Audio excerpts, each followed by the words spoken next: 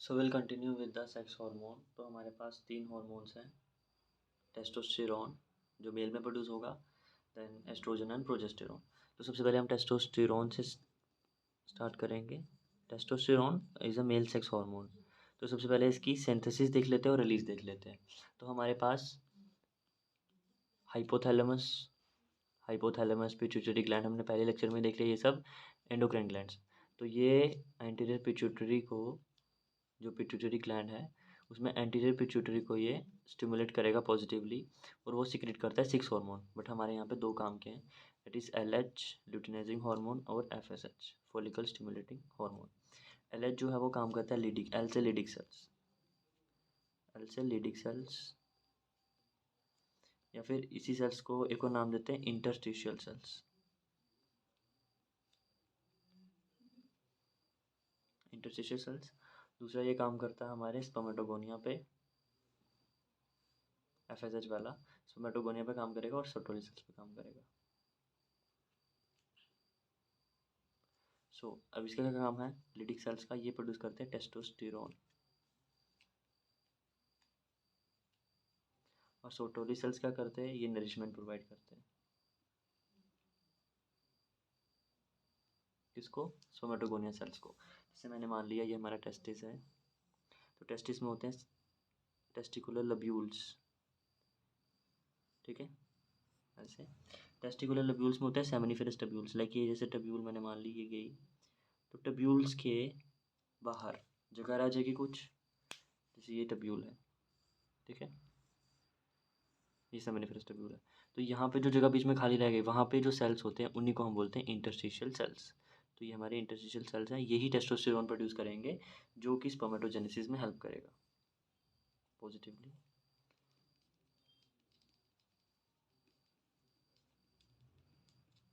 और ये नरिशमेंट किसको प्रोवाइड करेगा, स्पर्मेटोगोनिया सेल्स को। स्पर्मेटोगोनिया सेल्स कहाँ पे होते हैं, इस सेमिनिफेरस टब्यूल के अंदर। यहाँ पे हमारे पास है स्पर्मेटोगोनिया सेल्स, ये मेच्योर होंगे, प्राइमरी स्पर्मेटोसाइट, सेकेंडरी स्पर्मेटोसाइट, वो सब बनेगा। और ये सर्टोली सेल्स जो हैं ये इसको नरिशमेंट प्रोवाइड करेंगे उसकी ग्रोथ एंड मेचोरेशन के लिए। और इंटरस्टिशियल सेल्स ने क्या प्रोड्यूस किया, टेस्टोस्टेरोन। तो हमारा मेन फोकस कहाँ पे, टेस्टोस्टेरोन प्रोड्यूस कहाँ से होता है, तो ये लीडिक सेल्स प्रोड्यूस करते हैं इंटरस्टिशियल सेल्स, जब उसको LH स्टिमुलेट करता है पॉजिटिविटी, ठीक है। और ये करते क्या है, स्पर्मेटोजेनेसिस करवाते हैं। देन अब देख लेते हैं टेस्टोस्टेरोन के बारे में। टेस्टोस्टेरोन के फंक्शंस, लाइक इसका एनाबॉलिक फंक्शन है, एंड्रोजेनिक फंक्शन है। टेस्टोस्टेरोन के 2 फंक्शंस हैं, एनाबॉलिक एंड एंड्रोजेनिक। एनाबॉलिक से पता ही चल रहा है, मेटाबॉलिज्म में आता है एनाबॉलिज्म एंड कैटाबॉलिज्म। तो एनाबॉलिज्म मतलब बनाना, तो बनाना क्या बनाएगा, ये muscle building, muscle building testosterone करवाता है, ठीक है, मेल्स में। देन आ जाता है एंड्रोजेनिक। एंड्रोजेनिक में ये आ जाएगा हमारे सेकेंडरी सेक्सुअल कैरेक्टर्स होते हैं, लाइक मेल्स में बियर्ड, देन हेयर्स आना, वो सब। Then growth of the sex organ जैसे टेस्टिस। तो ये सब कौन करवा रहा है, टेस्टोस्टेरोन करवा रहा है, ये इसके फंक्शंस हैं, मेन 2 फंक्शंस हैं। और अब इसका स्ट्रक्चर क्या है, स्टीरोडल न्यूक्लियस है, ठीक है। तो ये हमारे पास 3 रिंग होती है जिसको हम बोलते हैं फिनेंथेरिन रिंग। अब ये मेडकेम का पार्ट है। एंड देन एक साइक्लोपेंटेन रिंग, ठीक है। यहाँ पे हमारे पास OH होता है, और टेस्टोस्टेरोन में हमने देखा था ये 17 कार्बन है, लाइक 1 2 3 4 5, लिख लेते हैं 1 2 3 4 5 6 7 8, देन इस तरफ 9 10 11 12 13 14 15 16 17, एंड देन यहाँ पे 18 पे ही रुक जाएगा तो एस्ट्रोजन, और अगर 19 तक गया तो हमारा रहता है टेस्टोस्टेरोन। तो आ जाता है 18, दिस वन इज 19, सॉरी यहाँ पे नहीं है। 17 पे एक और ग्रुप होता है, ये इन दोनों रिंग्स के बीच में, जिसे आ जाएगा हमारा 18th। तो 19 कार्बन होते हैं टेस्टोस्टेरोन में, इसको बोलते हैं एंड्रोस्टेन डेरिवेटिव।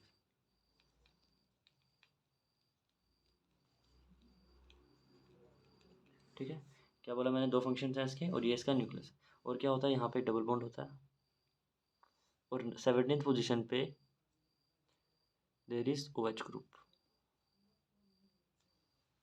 ठीक है, ये कौन सी पोजीशन है, 17th।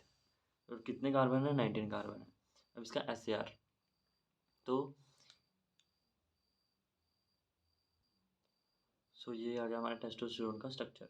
तो अब सबसे पहली बात ये आती है, ये जो हमारा डबल बॉन्ड O है ये, एंड दिस वन OH, ये एसेंशियल नहीं है एक्टिविटी के लिए। इनके बिना भी टेस्टोस्टेरोन अपनी एक्टिविटी देता है। यहाँ पे एक डबल बॉन्ड आता है, ठीक है, तो वो एक्टिविटी के लिए ज़रूरी है। तो ये एक्टिविटी के लिए इम्पोर्टेंट है। अगर मैं यहाँ पे एक डबल बॉन्ड बना दूँ, ठीक है, तो बन जाता है मिथेनड्रोस्टिनोलिन। इसकी वजह से यहाँ पे बन जाएगा, तो उसकी एक्टिविटी से ज़्यादा होती है मिथेनड्रोस्टिनोलिन।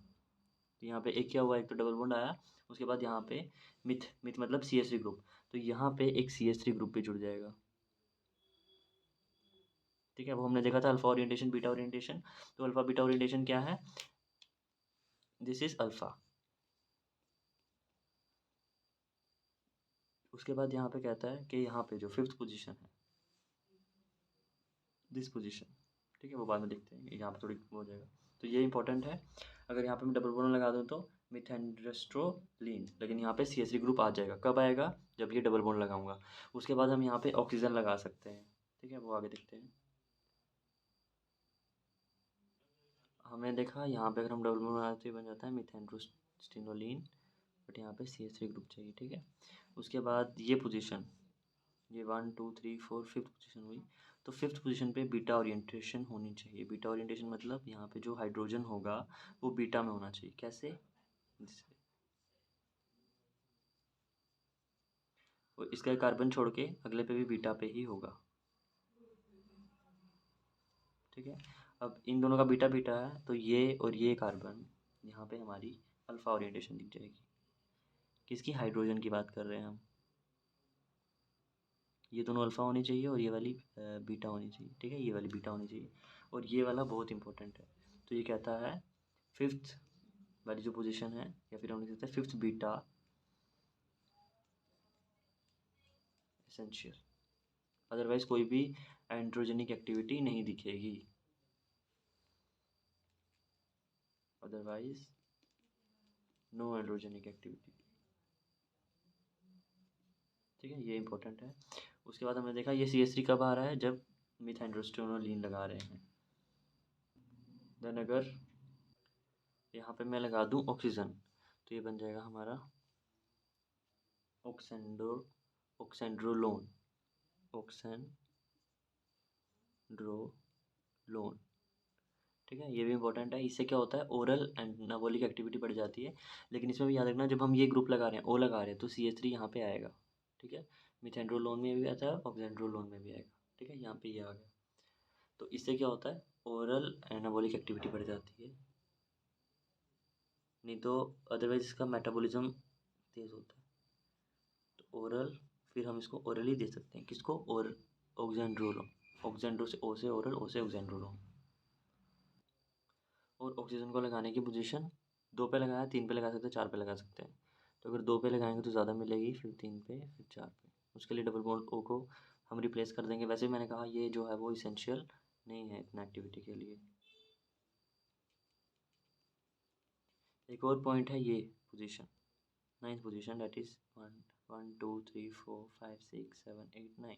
तो 9th पोजीशन पे अगर हम फ्लोरीन लगाएंगे, ठीक है, तो उससे भी एक्टिविटी बढ़ जाती है। तो ये फ्लोरीन जब लगाते हैं तो इसका नाम हो जाता है फिलॉक्सी फ्लू, फ्लोरीन, फ्लोरीन है तो फ्लू ऑक्सी मिस्टरोन, ठीक है, इसमें भी CH3 रहेगा। तो मतलब जब हम फ्लोरीन जोड़ते हैं 9th पोजीशन पे, तो भी एक्टिविटी बढ़ जाती है। कौन सी एक्टिविटी बढ़ जाती है, 11 टाइम्स एनाबॉलिक एक्टिविटी बढ़ जाती है। ठीक है। सो नेक्स्ट पॉइंट ये है, अगर यहाँ पर हमने देखा ये this is 18 position, this is 19 position. तो 19 पोजीशन पे हमने देखा 19 कार्बन का होना ही चाहिए ये। इन केस ये 19 कार्बन का नहीं है, यहाँ पे हमने H लगा दिया और ये वेज में होते हैं। तो यहाँ पे हमने CH3 की जगह H ग्रुप जोड़ दिया। इन केस मतलब हमने एक कार्बन रिमूव कर दिया तो ये 18 कार्बन का बन गया, तो इसको हम बोलते हैं नेंड्रोलोन। ठीक है।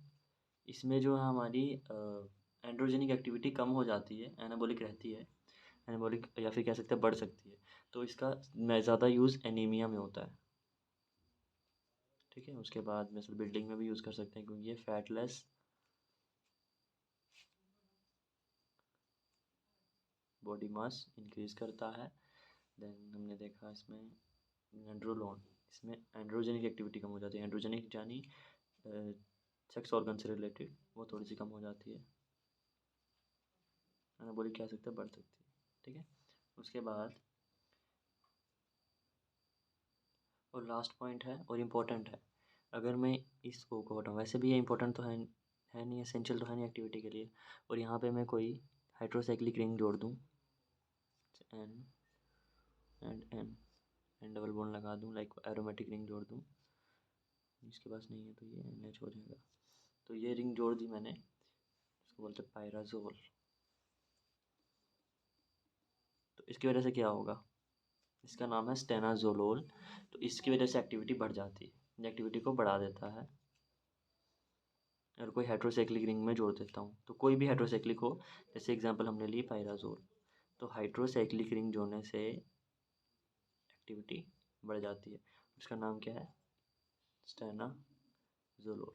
तो ये सब इसके SAR पॉइंट हो गए। क्या क्या पॉइंट हुआ, एक तो ये डबल बॉन्ड एसेंशियल है, यहाँ पे जो OH है और यहाँ पे OH है वो एसेंशियल नहीं है, 19 कार्बन होने ही चाहिए, वो नेंड्रोलोन वाला पॉइंट लास्ट में लिख देना। ठीक है।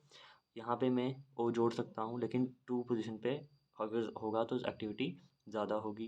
उसके बाद यहाँ पे अगर मैं फ्लोरीन जोड़ दूँगा इस पोजीशन पे तो एक्टिविटी बढ़ जाएगी। देन यहाँ पे अगर मैं डबल बॉन्ड लगा दूँ, ठीक है, 2 डबल बॉन्ड लगा दूँ जो मिथॉक्सी करके था, मिथाइड्रोस्टिनोलिन, तो एक्टिविटी बढ़ जाती है। उसके बाद यहाँ पे जो है वो बीटा पोजीशन ज़रूरी है, लाइक ये वाला जो हमारा हाइड्रोजन है वो बीटा में ही होना चाहिए, अदरवाइज़ कोई भी एक्टिविटी नहीं मिलेगी। और मैंने बताया था ये वाला और ये पोजीशन में अगर बीटा हाइड्रोजन्स हैं तो यहाँ पे अल्फ़ा वाले होते हैं, अल्फ़ा यानी बिलो द प्लेन और ये अबव द प्लेन, तो ये पता ही होगा। तो इसका मतलब है above the plane, above the plane मतलब बीटा ओरिएंटेशन, और बिलो द प्लेन यानी अल्फ़ा ओरिएंटेशन। तो ये हो गया इसका SAR। अब देख लेते हैं इसका थोड़ा सा मेटाबॉलिज्म, अल्फ़ा ओरिएंटेशन, इसका मेटाबॉलिज्म देख लेते हैं। और मेटाबॉलिज्म के बाद मतलब इसका यही है, इसके यूजेस देख लिए हमने। यूजेस क्या है, ये एनाबॉलिक फंक्शन है, एंड्रोजेनिक फंक्शन है।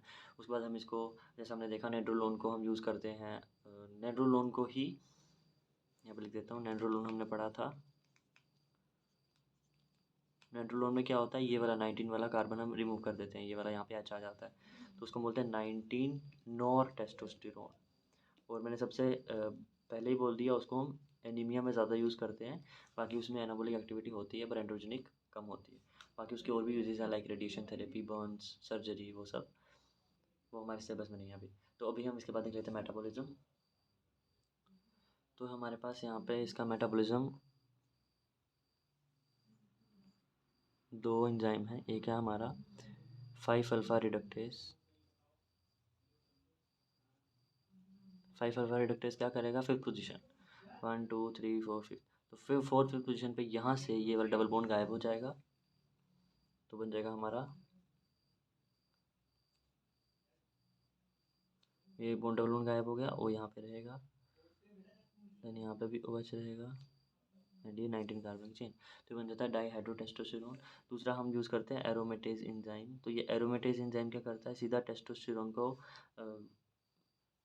जो हमारी ये रिंग है इस रिंग को एरोमेटिक कर देगा। यहाँ पे इस O को OH में कन्वर्ट कर देगा। बस यही है फ़र्क एंड्रोजन यानी टेस्टोस्टेरोन और एस्ट्रोजन में। और यहाँ पे जो ये CH3 ग्रुप था, ये वाला गायब हो जाता है। किस में? एरोमेटिक ग्रुप डालते हैं। तो बाकी स्ट्रक्चर सेम ही होता है। OH होगा यहाँ पे, देन देखिए कार्बन होगा। ठीक है, तो ये होगा एस्ट्राडायोल का स्ट्रक्चर। एस्ट्राडायोल क्या मतलब? एक OH OH एस्ट्राडायोल, वो हम आगे देखते हैं। तो ये हो गया इसका मेटाबॉलिज्म। सो मैंने इनका नाम लिख दिया। ये टेस्टोस्टेरोन है। 5 अल्फा रिडक्टेज डालेंगे तो ये हो जाएगा डाईहाइड्रोटेस्टोस्टेरोन, डबल बॉन्ड गायब हो जाएगा। और एरोमेटेज डालेंगे तो एरोमेटिक रिंग बन जाएगी। डबल बॉन्ड O जो है वो OH में कन्वर्ट हो जाएगा और ये CH3 गायब हो जाएगा। तो ये बन जाएगा एस्ट्राडायोल। एस्ट्राडायोल क्या है? एस्ट्रोजन है, जो फीमेल सेक्स हार्मोन है। ठीक है, तो यहाँ पे हमारा इसका मेटाबॉलिज्म, इसका SAR, इसके यूजेस और इसका थोड़ा सा सिंथेसिस वगैरह खत्म हुआ। अब हम देखते हैं female sex hormone. So female sex hormone हमारे पास दो हैं, that is oestrogen and progesterone.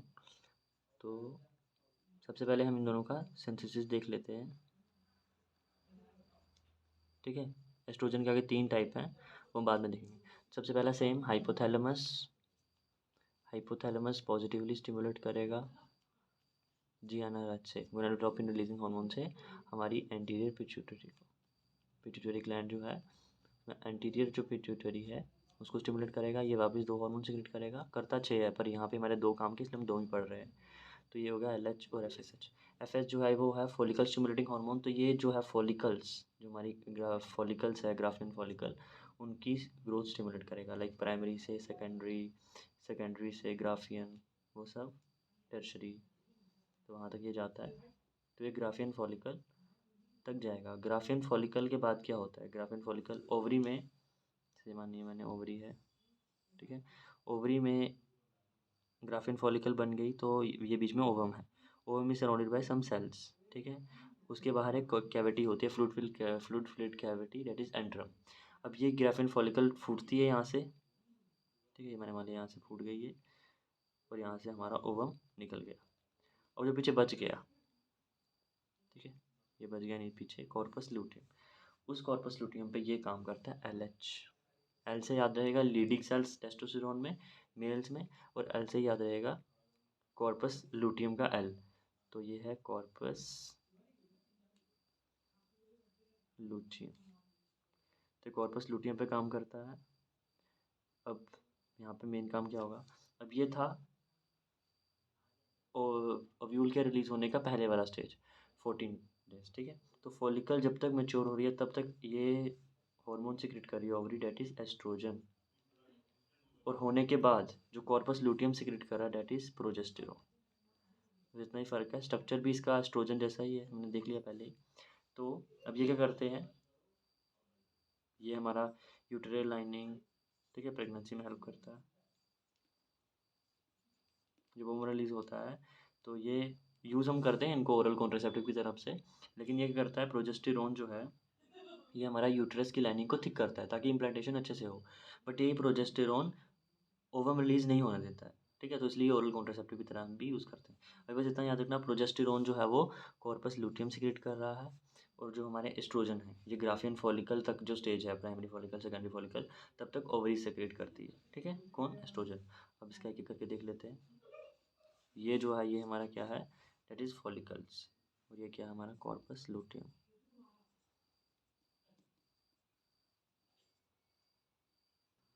हमारे सिलेबस में 3 एस्ट्रोजन्स हैं। सबसे पहला है एस्ट्राडायोल, एस्ट्राट्रायोल और इस्टरोन। ठीक है, तीनों का स्ट्रक्चर देख लेते हैं। एस्ट्रायोल,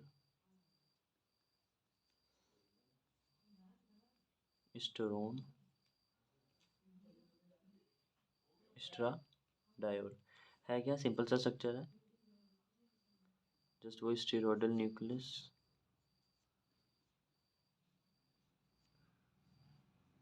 ठीक है, ये रिंग एरोमेटिक होगी। और ये हमने पहले ही देख लिया था, ये 17 कार्बन का होता है, sorry 18 carbon, that is estrane derivative है।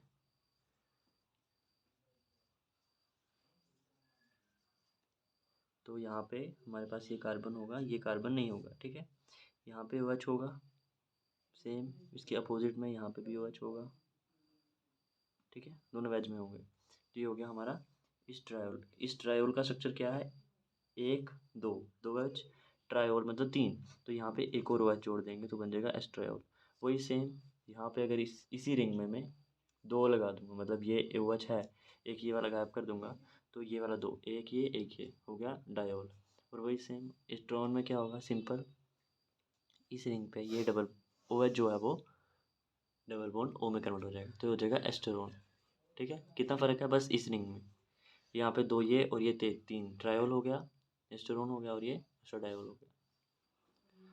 सो यहाँ पे सेम स्ट्रक्चर है सबका, बस यहाँ पे 3 OH है तो एस्ट्रायोल, ओन ग्रुप है तो एस्ट्रेओन, 2 OH है तो एस्ट्राडायोल। इसको एक दूसरे में कन्वर्ट कैसे करेंगे, तो ये यहाँ से OH ग्रुप हटाना है और इसको OH को ओन में कन्वर्ट करना है, तो हम डालेंगे KHSO4, जिससे ये OH group O double O में कन्वर्ट हो जाएगा, डबल बॉन्ड O में, और ये OH ग्रुप मिटाने के लिए हम इसकी डिहाइड्रेशन कर देंगे। ठीक है, वही इसी एस्ट्रोन को अगर एस्ट्राडायोल में कन्वर्ट करना, मतलब इस डबल बॉन्ड O को OH में कन्वर्ट करना है, सिंपल।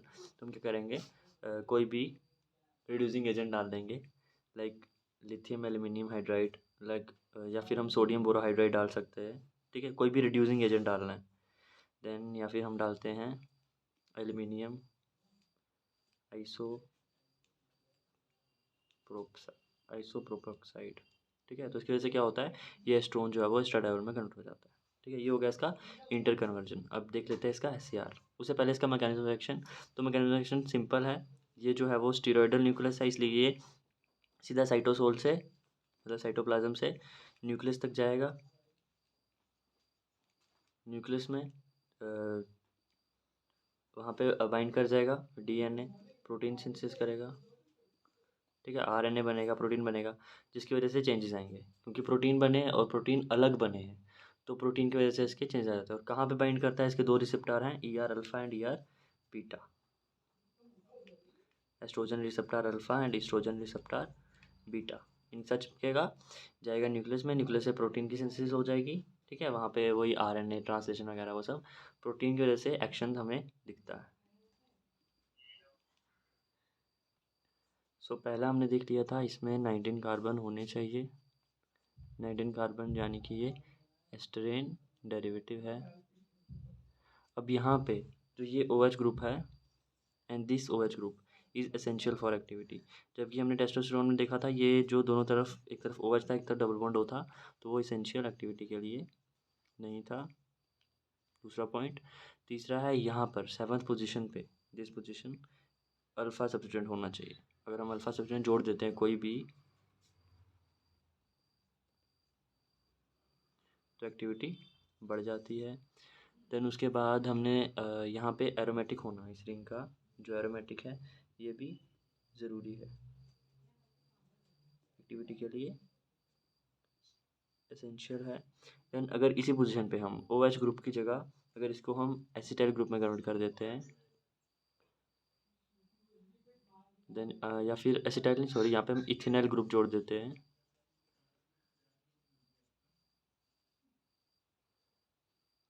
इथेनॉल ग्रुप जोड़ देंगे तो एक्टिविटी कम हो जाएगी C17 पे।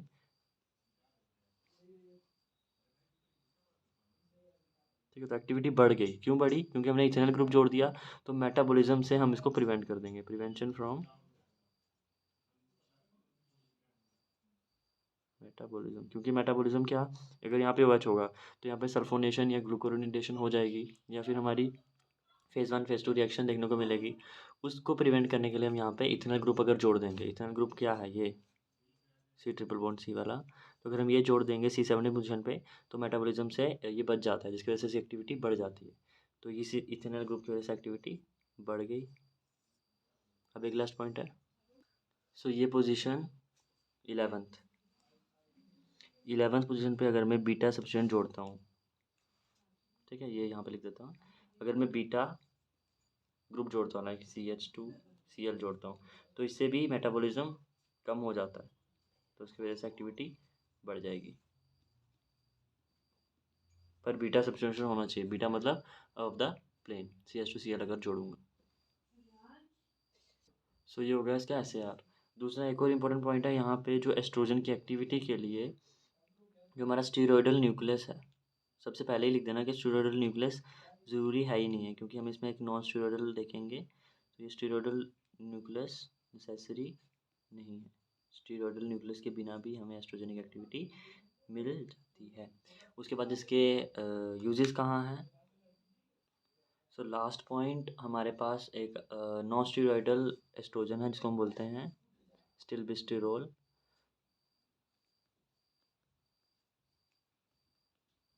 स्टिल्बेस्टेरोल, तो यहाँ पे क्या है, 2 कार्बन होंगे डबल बॉन्ड से, जो 2 बेंजीन रिंग के साथ जुड़े हैं, या फिर बोल सकते हैं 2 फिनोल के साथ जुड़े हैं।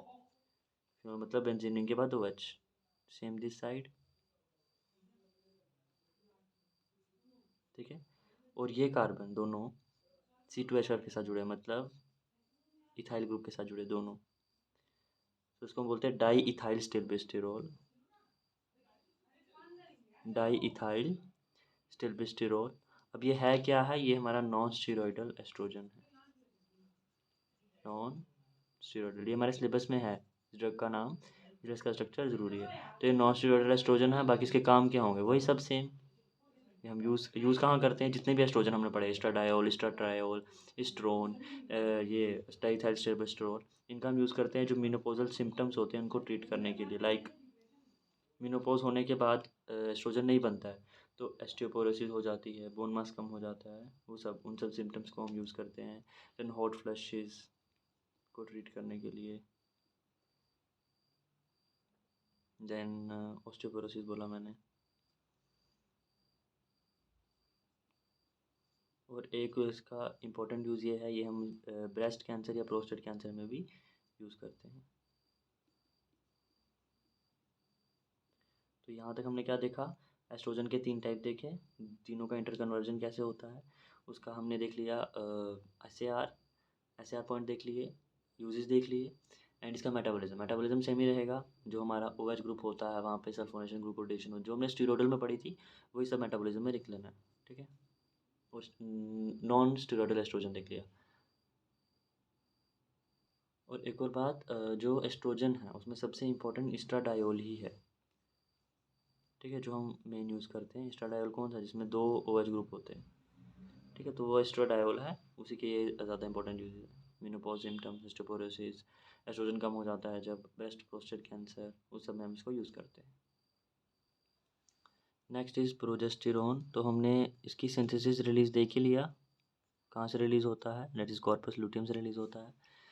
अब प्रोजेस्टेरोन का स्ट्रक्चर और उसका SAR, तो उसका स्ट्रक्चर भी सेम ही रहेगा। स्टीरॉयडल न्यूक्लियस आएगा सबसे पहले, इसका स्ट्रक्चर टेस्टोस्टेरोन से ज़्यादा मिल खाता है, ठीक है। तो ये हो गया हमारा 17 कार्बन, 18, 19, 20, 21, 20 पे यहाँ पे डबल बॉन्ड O होता है, ठीक है। एंड यहाँ पे CH3 आ जाएगा। अगेन यहाँ पे डबल बॉन्ड होता है और यहाँ पे O होता है, जबकि एस्ट्रोजन में OH होता है, बाकी टेस्टोस्टेरोन और प्रोजेस्टेरोन में डबल बॉन्ड O ही होता है। अब यहाँ पे ये बोलता है कि ये जो ग्रुप है, this CH3 and this O, ये दोनों एक्टिविटी के लिए एसेंशियल इतने नहीं हैं, क्योंकि बाकी सब एसेंशियल है, ठीक है। तो और ये कहता है जो हमारी फर्स्ट और सेकंड पोजीशन है A एंड B रिंग, अगर हम उसको अनसैचुरेट कर दें, अनसैचुरेट का मतलब क्या होता है, सैचुरेट मतलब जिसमें डबल बॉन्ड ना हो, अनसैचुरेट मतलब या तो उसमें डबल बॉन्ड या ट्रिपल बॉन्ड हम ला दें, तो अनसैचुरेट या डबल बॉन्ड कर दें तो एक्टिविटी बढ़ जाती है, इंक्रीज्ड एक्टिविटी, इंपॉर्टेंट पॉइंट है। देन ये कहता है इस कार्बन पे, ये कौन सा पोजीशन का कार्बन है, 17, 18, तो 18th कार्बन पे मेटाबॉलिज्म होने का चांस है, ठीक है। तो यहाँ पे अगर हम CH2 CH3 ग्रुप जोड़ देंगे, CH3 की जगह CH2 CH3 जोड़ देंगे, तो ये जो 18th के बाद 19 ही आया, ठीक है, लेकिन इसको नंबर बाद में मिलेगा क्योंकि हम नंबरिंग चेंज नहीं करते, पता है हमें। तो ये CH2 CH3 यहाँ पे अगर हम जोड़ देंगे, पर याद रखना इससे क्या होता है, बीटा में जुड़ना चाहिए एंड इससे एक्टिविटी बढ़ जाती है। उसके बाद हमने ये ग्रुप देखा, ये ग्रुप इंपॉर्टेंट है एक्टिविटी के लिए। अगेन इस CH3 के साथ यहाँ पे क्या होगा, CH3, इस CH3 के साथ अगर मैं कोई हेलोजन सब्स्टिट्यूशन कर देता हूँ, लाइक फ्लोरीन फ्लोरीन कर देता हूँ, तो मेटाबॉलिज्म कम हो जाएगा, क्योंकि मेटाबॉलिज्म में क्या होता है, फेज़ 1 रिएक्शन में हाइड्रोक्सिलेशन हो जाती है, लाइक मतलब OH ग्रुप जुड़ जाएगा, ठीक है, रिडक्शन वगैरह वो सब। तो यहाँ पे इसका मेटाबॉलिज्म कम हो गया, OH ग्रुप नहीं जुड़ पाएगा क्योंकि हमने मेटाबॉलिज्म रोक दी, हाइड्रोक्सिलेशन को इनहिबिट किया, जिसकी वजह से इसकी इफेक्टिवनेस बढ़ जाती है, या फिर इसको हम ओरली दे सकते हैं जब हम यहाँ पे ये जोड़ देंगे, ठीक है। ये हो गया इसके कुछ पॉइंट्स। एक पॉइंट और रह गया यहाँ पे, जो हमारा फिफ्थ पोजीशन है, सिक्स और सेवन्थ। सिक्स्थ और सेवन्थ पोजीशन पे अगर हम कोई हेलोजन या मिथाइल ग्रुप जोड़ देंगे, ठीक है, यहाँ पे लिख रहा हूँ मैं, तो सिक्स्थ और सेवन्थ पोजीशन पे अगर हम हेलोजन और मिथाइल, लेकिन अल्फ़ा सब्स्टिट्यूशन होना चाहिए, हेलोजन या फिर मिथाइल, हेलोजन या मिथाइल जोड़ देंगे अल्फ़ा सब्स्टिट्यूटेड, तो उसकी एक्टिविटी बढ़ जाएगी, ठीक है। ये एरो दिखा रहा है नीचे, ये वाली इंक्रीज एक्टिविटी सर्कल कर देता हूँ मैं।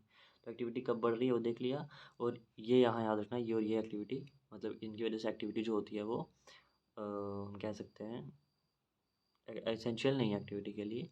यहाँ पे CH2 जोड़ेंगे एक्टिविटी बढ़ जाएगी, ये FeCl जोड़ेंगे तो ओरल इफेक्टिवनेस बढ़ जाएगी, यहाँ पे हेलोजन जोड़ेंगे एक्टिविटी बढ़ जाएगी, अनसैचुरेट कर देंगे रिंग्स को तो एक्टिविटी बढ़ जाएगी। जो गैस के SAR यूजेस देख लेते हैं। यूजेस क्या, अगर हमारा प्रेगनेंसी सॉरी फर्टिलाइजेशन हो जाती है तो उसके बाद प्रोजेस्टेरोन का काम है यूट्रस की लाइनिंग को मेंटेन करना, ठीक है। तो फंक्शनल क्या है इसका, यूट्रिन लाइनिंग मेंटेन करना, ब्लीडिंग को रोकना, ठीक है। तो अगर फर्टिलाइजेशन हो गई तो फिर प्रेगनेंसी हो जाएगी, ठीक है। उसके बाद इसको हम यूज़ करते हैं डिस्मेनोरिया, डिस्मेनोरिया यानी पीरियड पेन, ठीक है, डिस्मेनोर अच्छा ये हो ये, ठीक है। ये पीरियड पेन है, पेन ड्यूरिंग द पीरियड्स। उसके बाद प्रेगनेंसी डायग्नोसिस के लिए यूज़ करते हैं इसको हम, and the last one is contraceptive की तरह भी यूज़ करते हैं, ठीक है, माला डी माला वो सब, उसमें एस्ट्रोजन प्रोजेस्टेरोन का वो होता है। तो ये क्योंकि ये ओवुलेशन को ही प्रिवेंट करता है, अगर फर्टिलाइजेशन हो गई, ओवर रिलीज हो गया, उसके बाद कुछ नहीं होगा, ठीक है।